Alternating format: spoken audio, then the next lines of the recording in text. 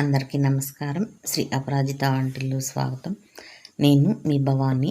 ఈరోజు వీడియో దొండకాయ పచ్చడి, నిల్వ పచ్చడి పడుతున్నాను. ఇది చాలా బాగుంటుంది, చాలా రుచిగా కూడా ఉంటుంది. ఫ్రిడ్జ్లో పెట్టుకుంటే సంవత్సరం అంతా నిల్వ ఉంటుంది. విడిగా అయితే 6 నెలల వరకు ఉంటుంది. చాలా రుచిగా ఉంటుంది అన్నమాట. ఇలా మీరు కూడా పెట్టి చూడండి, చాలా బాగుంటుంది. మళ్ళీ మళ్ళీ అడిగి తింటారు పచ్చడి ఎంచుకుని. ఒక మాట, శ్రీ అపరాజిత వంటిల్లు ఛానల్ ఫస్ట్ టైం చూస్తున్నారా? సబ్స్క్రైబ్ చేయండి, లైక్ చేయండి, షేర్ చేయండి. నచ్చిందా వీడియో కామెంట్ చెప్పండి. పక్కనే బెల్ ఉంటుంది నొక్కండి, వీడియోలు అన్నీ వస్తాయి చూడండి. రండి ఇప్పుడు వీడియోలోకి వెళ్దాం. దొండకాయలు కేజీ, ఉప్పు పావు కేజీ, చింతపండు పావు కేజీ, చిన్నుల్లిపాయలు 200 గ్రాములు కావాలి. కారం కూడా పావు కేజీ, నూనె ఆయిల్ మాత్రం 600 గ్రాములు. దొండకాయల్ని శుభ్రంగా కడిగి తుడవండి, ఆరబెట్టండి. ఆరబెట్టినాక ఇలా ముక్కలు కోసుకోవాలి. కాయని 4 ముక్కలుగా చేసుకోవాలి. అలా చేసి కాయలన్నీ కట్ చేసుకుని పక్కన పెట్టుకోండి. ఇవి అలాంటి ముగ్గిన కాయలు పచ్చట్లో వేయొద్దు, అది ముక్క బాగోదు, అందుకని వేయొద్దు అన్నమాట. కాయలన్నీ ఇలా ముక్కలు కోసుకోవాలి. ఇప్పుడు ఒక మాట చెప్తాను. మీరు కాయలు కొనుక్కునేటప్పుడు ఇలా మంచి కాయలు కొనుక్కోవాలి, తాజా కాయలు. ఎలా తెలుస్తుందంటే తొడిని చూడండి ఎంత పచ్చగా ఉందో, అలా పచ్చగా ఉంటే అవి తాజా కాయలు అన్నమాట. మార్కెట్కి వెళ్ళినప్పుడు అలాంటి కాయలు కొనుక్కోండి. తొడిమి ఒడిలిపోయింది అనుకోండి, అవి నిల్వ కాయలు. ఇప్పుడు ముక్కలు కోయటం అయిపోయింది. దాంట్లో ఒక స్పూన్ పసుపు వేసి ముక్కల్లో ఒక 100 గ్రాములకి నూనె, అంటే ఒక టీ గ్లాస్ నూనె వేసి కలుపుకోవాలి. అంటే ఆ గరిటెతో 2 గరిటెలు వేసాను. ఆ ముక్కల్ని అట్ట ఒకసారి ఎగరేయండి. ఎగరేసి ఇప్పుడు చేతితో కలపండి. ఉప్పు మాత్రం ఇప్పుడు వేయొద్దు. 15 నిమిషాలు మూతేసి పక్కన పెట్టండి. తర్వాత ఇప్పుడు ఉప్పు చెప్పా కదా, పావు కేజీ, అది 250 గ్రాములు. ఒక గ్లాస్ తీసుకున్నాను. దాన్ని జార్లో వేసుకుని అట్ట మెత్తగా మిక్సీ పట్టుకుని ఇది కూడా పక్కన పెట్టుకోండి. ఇప్పుడు ఇది 15 నిమిషాల తర్వాత కలుపుతున్నాను ఒకసారి. ఎందుకంటే ముందే ఉప్పు వేస్తే ముక్క నీరు వచ్చేస్తుంది, దాంట్లో నీరల్లే ఉంటుంది కదా, అందుకని ముందు ఉప్పు వేయకూడదు. ఇలా పసుపు నూనె వేసి కలిపి పక్కన పెట్టుకుంటే ముక్కలు బిరిసెక్కుతాయి, నీరు కారదనమాట. అందుకని ఇప్పుడు చింతపండు వేస్తున్నా. అది 250 గ్రాములు. కారము పావు కేజీ తీసుకున్నా, కానీ కొంచెం అట్టి పెట్టాను. ఎందుకంటే ఇది కొంచెం కారం ఎక్కువగా ఉంది, అందుకని ఒక 50 గ్రాములు అట్టి పెట్టాను. అట్టిపెట్టి కతిమా కారం పోసా, అంటే గ్లాసున్నర పోసాను అనమాట ఈ గ్లాస్తో. ఇప్పుడు ఉప్పు వేసేస్తున్నా. ఇవన్నీ వేసుకుని ఒకసారి మొత్తం కలుపుకోవాలి. అంత ముక్కలన్నీ కలిసేటట్టు ఉప్పు బాగా కలుపుకోండి. అలా కలిపేసి మళ్ళీ ఇప్పుడు కూడా ఇంకొంచెం ఆయిల్ పోసుకోవాలి. మొత్తం మీద ఇప్పుడు 600 గ్రాముల్లోది సగం పోసేసాను. అలా పోసుకుని కలుపుకోవాలి.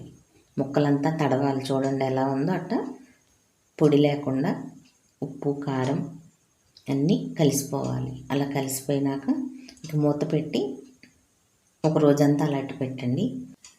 అలా అట్టుపెట్టి ఈరోజు అని చెప్పా కదా, అలా అట్టుపెట్టినప్పుడు 2 మాటు 3 మాటు కానీ అన్ని ముక్కలు కలపండి ఒకసారి.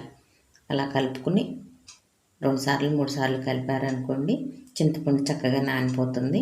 మనం రోట్లో రుబ్బినా మిక్సీలో రుబ్బినా మెత్తగా నలిగిపోతుంది. అందుకని అలా కలపండి.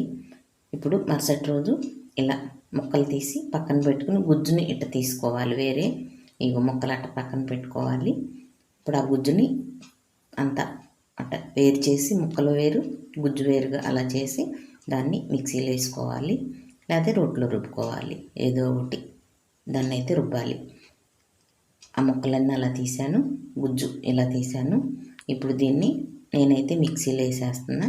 తొందరగానే నలిగిపోతుంది. 2-3 మాటు తిప్పారనుకోండి నలిగిపోతుంది. ఇక ఇది మిక్సీ వేసుకుని గిన్నెలోకి తీసుకోవాలి. అలా తీసుకుని మిగిలింది కూడా గుజ్జు మళ్ళీ మిక్సీ వేసుకోవాలి. ఇలా వేసుకుని ఆ ముక్కల్ని ఈ గుజ్జు మీద వేసేయండి. ఇప్పుడు అట్ట వేసేసి తాలింపు అది వేసుకోవాలి. మెంతులు వేయించుకోవాలి.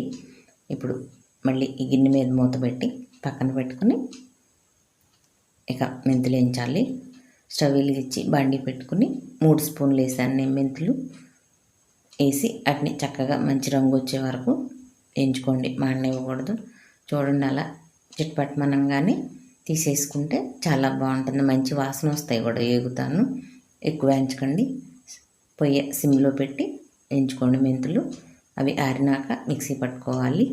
ముందు మెంతుల్ని పొడి పెట్టేసి తర్వాత చిన్నులపాయల్ని వేసి మళ్ళీ మిక్సీ పట్టండి, పేస్ట్లా చేయండి. అవి 200 గ్రాములు తీసుకున్నాను చిన్నులపాయలు. సగం మెంతి పిండిలో వేసి మిక్సీ పట్టాను, సగం ఏమో తాలింపు కట్టి పెట్టాను. ఇప్పుడు ఇందాక ముక్కలు గుజ్జు గిన్నెలోకి వేసాం కదా, ఇప్పుడు చిన్నులపాయ మెంతిపిండి వేసింది గిన్నెలోకి వేసేసాను. చెప్పా కదా కారం 1/2 కేజీ అంటే 250 గ్రాములు పడుతుంది. కాకపోతే ఇది కారం ఎక్కువ ఉంది, అందుకని 50 గ్రాములు వదిలేసా. మీరు కారం తక్కువ అయితే కనుక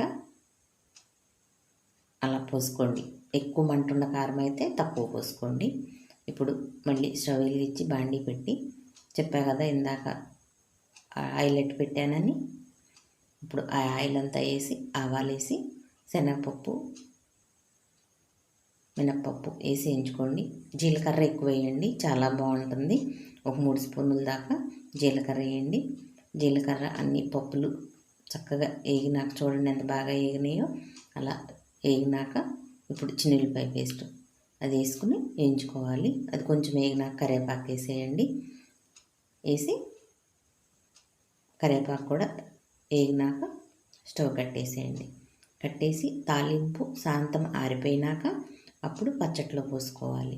వేడి వేడిది ఎత్తుకెళ్ళి పచ్చడిలో పోయకూడదు. ఆ వేడికి ఏమవుతుందంటే దాంట్లో కొంచెం చెమ్మలాగా ఉంటుంది కదా, అదంతా పోయి పచ్చడి గట్టిగా అయిపోతుంది, పిట్టులాగా బాగోదు. అందుకని తాలింపు ఆరిపోవాలి. ఆరినాక ఇట్లా పచ్చట్లో పోసుకుని ఇప్పుడు పోసాను, కలుపుకొని చక్కగా ఒక సీసాలో పెట్టుకుంటే చాలా బాగుంటుంది. వేడి వేడి అన్నంలో కొంచెం నెయ్యి వేసుకుని ఈ పచ్చడి తింటే చాలా రుచిగా ఉంటుందన్నమాట. ఇలా ఈ పచ్చడిని పట్టి చూడండి మీరు కూడా. ఈ పచ్చడి సంవత్సరం అంతా నిలువ ఉంటుంది, బయటైనా ఉంటుంది కానీ రుచి మారుతూ ఉంటుంది. ఇప్పుడు ఈ రోజుల్లో ఏ పచ్చడి సంవత్సరం అంటమే కానీ ఇప్పుడున్న నూనెల వల్ల కారపొడుల వల్ల అంత నిల్వ ఉండలేదు, అది నాకు నచ్చదు. అందుకని 6 నెలలు అని చెప్తున్నా. ఫ్రిడ్జ్లో పెట్టుకుంటే రంగు చెడదు, బాగుంటుంది, చాలా రోజులు నిల్వ ఉంటుంది, బాగుంటుంది అన్నమాట. బయట అయినా ఉంటుంది, కాకపోతే ఆ రుచి వేరు ఉంటుంది, ఫ్రిడ్జ్లోది వేరు ఉంటుంది. అలా మీరు కూడా ఈ పచ్చడి పట్టి చూడండి, చాలా బాగుంటుంది, నిల్వ ఉంటుంది, చాలా రుచిగా ఉంటుంది. చక్కగా ఇలా మీరు కూడా పట్టి చూడండి.